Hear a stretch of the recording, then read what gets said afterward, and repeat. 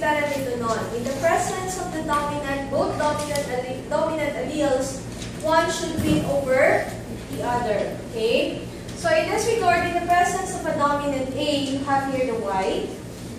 In the presence of P, dominant, you have the yellow. So this was done in the fruit color, summer squash. So when we have here the heterozygous, in the presence of both dominant A and B, instead of having a new phenotype, it's because this is dominant epistasis. In the presence of both, one should win over the other. In this regard, the white wins over the yellow. Did you get that? Okay. So next would be in the presence of A, but in the absence of B dominant, you have the white. In the absence of your A dominant, but in the presence of B dominant, you have the yellow. And in the presence of both recessive, they came up with a new phenotype, and that is the green. Okay? It's because it's not recessive epistasis. Okay? It is a dominant epistasis, so in the presence of both dominant alleles for each of the gene pair, you will be producing a phenotype which will win over the other. Did you get this one? Okay. So you will get here a phenotypic ratio of 12 is to 3 is to 1.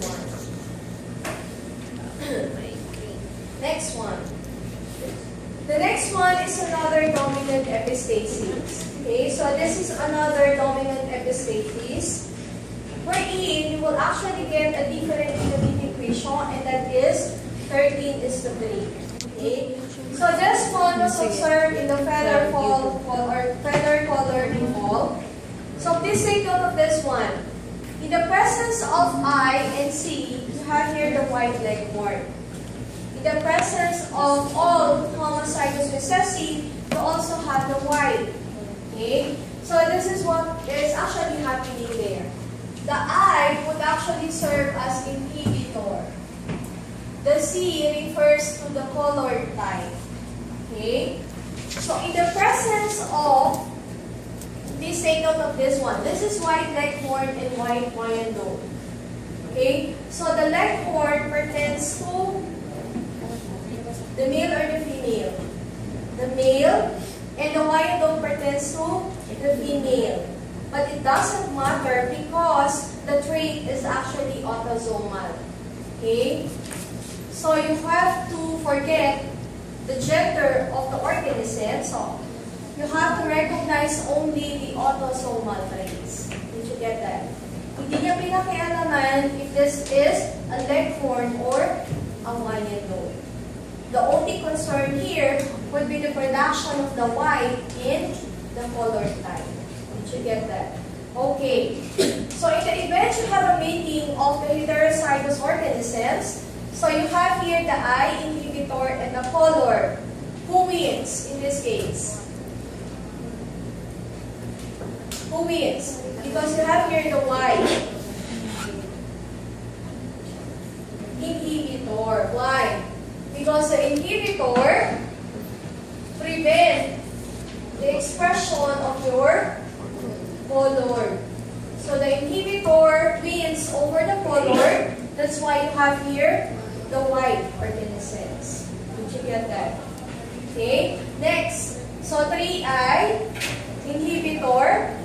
So there is no color, a dominant allele for the color. Therefore, the phenotype is still white. Oh, how about this one? In the absence of the dominant I, but in the presence of C, there would be a color production. Okay, so that's why you have a colored feather. And of course, in the absence of both, the color would be, or the structure would be white. Okay, so that's why you will get a phenotypic ratio equivalent to 13 is to 3. Question so far? Yes po. Dominant epistasis din. Dominant epistasis because the I means Parehas lang. yes po.